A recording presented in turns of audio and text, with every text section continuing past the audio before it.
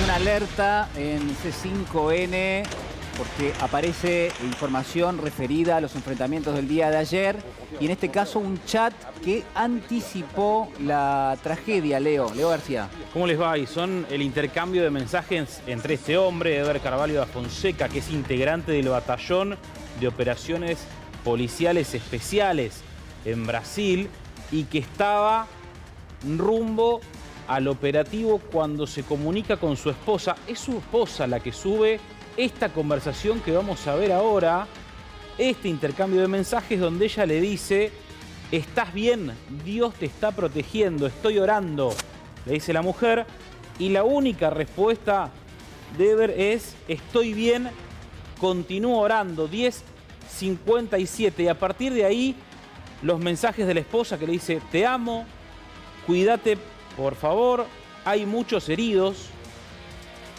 Ya 12:30 del mediodía le vuelve a escribir, le dice: amor, dame una señal de vida siempre que puedas.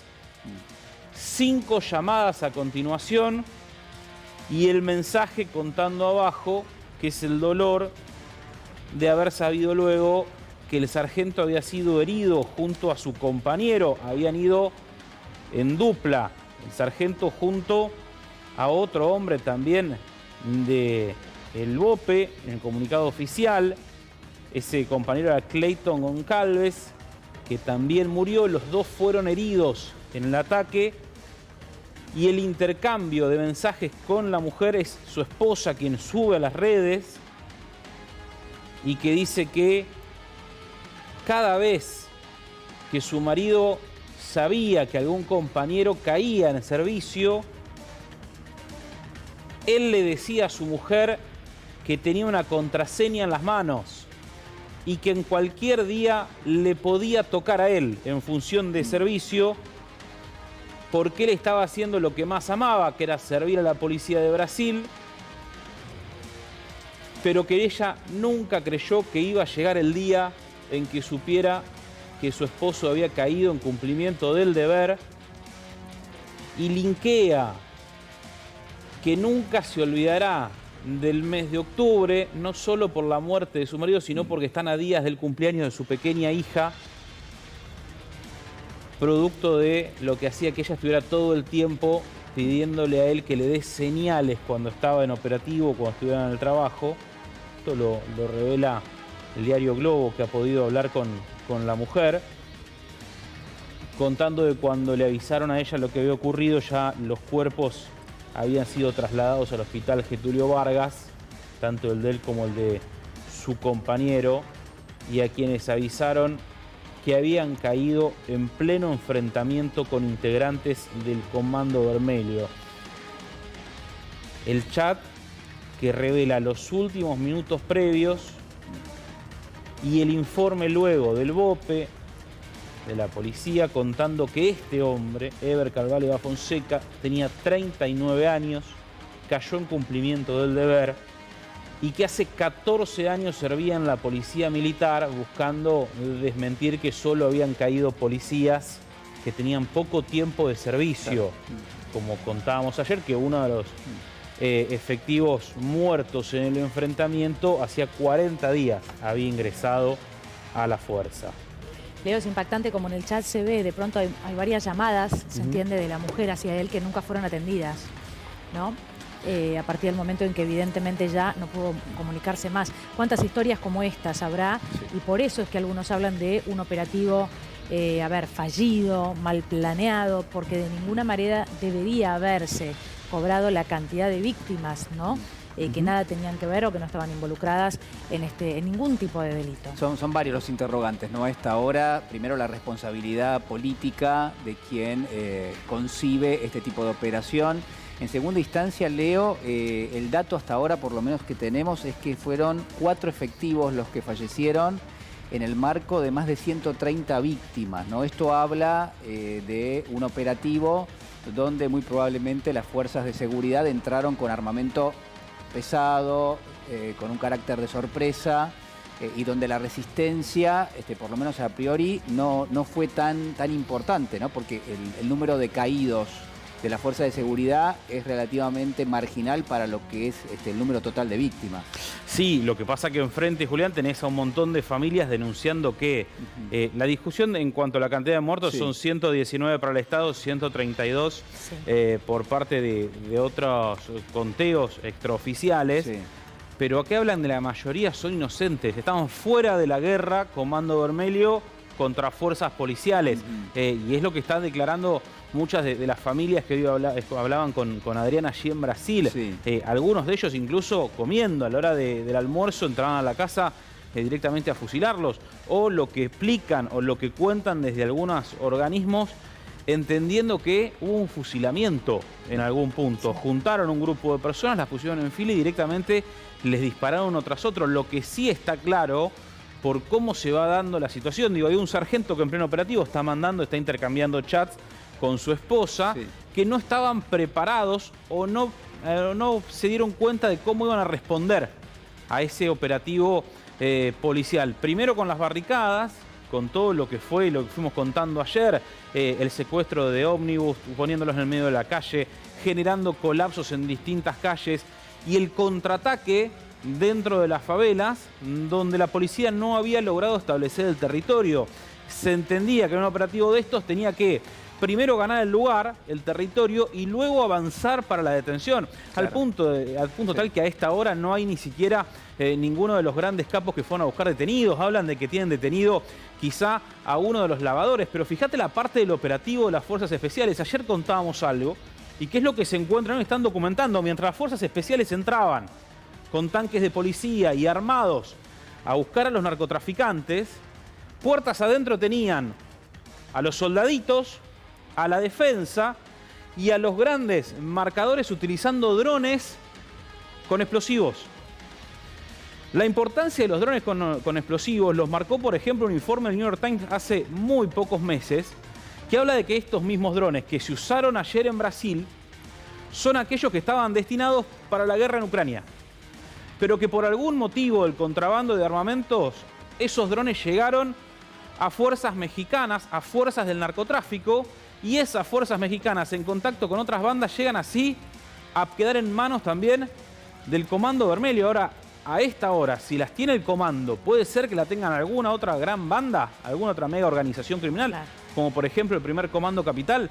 Bueno, no hay ninguna autoridad que tenga un relevamiento oficial en cuanto a eso. Pero ayer, en pleno operativo, sí se encontraron con este tipo de armamento que, por supuesto, no esperaban. Ayer contábamos, el comando tiene alrededor de 50.000 personas activas en la zona de Brasil. Solamente secuestraron 80 fusiles. De todos modos, Leo, mira, esos números son interesantes, es interesante leerlos, pero ¿en qué contexto? En un contexto de un Brasil que tiene, según el censo de 2024, 212 millones de habitantes, ¿no? Todo es enorme, es de una enormidad absoluta. Lo cierto es que vos hablabas de un relevamiento, si ni siquiera pueden entrar, no entran. Yo recuerdo que en un momento hablábamos de la policía pacificadora, y ayúdame, Fer, porque yo no recuerdo si esto fue fin del gobierno de Lula o ya el gobierno de Bolsonaro, pero hablábamos todo el tiempo de los operativos de la policía pacificadora, que al menos entraba a las favelas, ¿no? Y que de alguna manera trataba de hacer un relevamiento, de estar en contacto con la gente, ¿no? Ahí en el mano a mano, y que esto podía ser echar hacia atrás, revertir, ¿no?, la presencia del narcotráfico. Lo cierto es que algo pasó. De hecho, no sé si sigue existiendo al día de hoy la policía pacificadora, pero el crecimiento de esto ha sido inconmensurable. De hecho, la policía pacificadora es una de las primeras iniciativas en 2018 de Jair Bolsonaro, pero que viene de la mano también de la ley GLO, Garantía de Ley y Orden, que busca, es una especie de gatillo fácil, si lo pegamos un poco a como lo podemos ver desde acá, una especie de estado de excepción que le permite a los militares también utilizar la fuerza un poco fuera de las garantías constitucionales en este tipo de situaciones. Entonces, por un lado era la policía pacificadora, pero también por el otro lado estaban estas atribuciones que tiene que autorizar el presidente y que incluso está ahora sobre la mesa porque dice el gobernador que él está esperando que intervenga el gobierno federal, es decir, el gobierno de Lula da Silva. Si quieren que Lula da Silva dé la autorización de aplicar esta ley de garantía de ley y orden, él necesita recibir una petición formal por parte del gobernador. No la ha recibido. Entonces, las excusas que han entregado desde la gobernación por no lograr contener esto y no tener la presencia de fuerzas militares a nivel federal es porque no han hecho ellos la solicitud formal de que así sea. Bueno, vos hablas de Bolsonaro y yo quería que nos ubiquemos en ese momento exactamente, porque yo no sé si ustedes recuerdan, la campaña de Bolsonaro, este era el símbolo.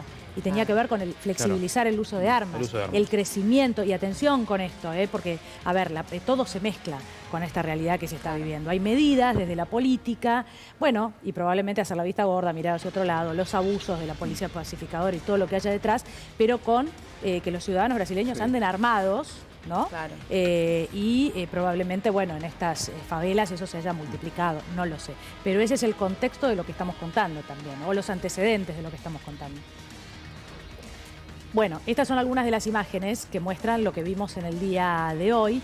El momento, tal vez el más impactante, ahí las cámaras de C5N mostrando cómo se iban apilando los cuerpos y cómo las familias los llevaban hacia abajo, porque claro, nadie entraba bueno, no solamente a recolectar, si cae la palabra, ¿no?, estos cuerpos, sino también a ver qué era lo que había pasado el día después, asistir a estas familias o lo que fuera. Bueno, es tremendo porque además este es el resultado del operativo que inician las policías del estado de Río de Janeiro, que se le denominó como Muro del Bope. Muro del Bope, ¿por qué? Porque son las brigadas de operación policial especializada que lo que hacen es acorralar dentro de estas dos favelas muy importantes que ya hemos mencionado y que las llevan a esta parte donde están los bosques. Claro. Luego son las madres y las mujeres de estas favelas, de estos complejos, Alemão y Peña, que van a reconocer los cuerpos. De una manera, esto es lo previo a lo que detallaba Leo sobre cómo reaccionan los narcos. Los narcos no tienen la capacidad de controlar todos estos 2.500 efectivos que llegaron a estos dos complejos, pero sí, esta es una lógica, una táctica que viene hace muchos años, Muro del Bope, que no se les olvide, porque es una especie de operación rastrillo que los acorralan y los llevan a esta parte que está dentro de estos dos complejos de favelas para poder asesinarlos, como lo hemos visto, sí, ¿no? Hay un elemento para tener en cuenta, y me parece que es importante, en Brasil, dicho por los especialistas, las favelas no solamente las controla el Estado, no hay favelas que controla el narcotráfico y al mismo tiempo hay favelas que las controlan las milicias que están conformadas por ex policías. Es decir, que hay lugares donde el Estado no entra, donde el Estado no está, y claro, cuando aparecen este tipo de operativos es territorio inhóspito para las fuerzas de seguridad probablemente porque no están así y porque hace tiempo por ahí que no han pasado por ese lugar. Entonces, atención porque lo que estamos viendo es, entran y después se retiran. Por eso se entiende bastante bien esto que decía Adrián, de, bueno, en algún momento ya no había policía ahí. Ya no es que se quedaron, entraron y se fueron. Y es muy difícil salir de las favelas, porque además están en pendiente. Entrar a la favela no es tan difícil, salir es muy complejo. Y bien decías tú, Juli, sobre este vínculo con las milicias policiales. Hablaba hoy con algunas personas que están vinculadas al Palacio del Planalto allá en Brasil y me comentaban que justamente donde la policía militar del estado de Río de Janeiro no está presente, permite que los grandes adversarios narcocriminales, otra banda que está presente en Brasil, me refiero al primer comando capital, que tienen cierto vínculo, según ellos tienen acceso a esa información, con las milicias policiales, estén más presentes. Finalmente también dentro de estas bandas hay una disputa territorial y como están ahora focalizados en el Comando Vermelho, crece el primer comando capital en otros territorios.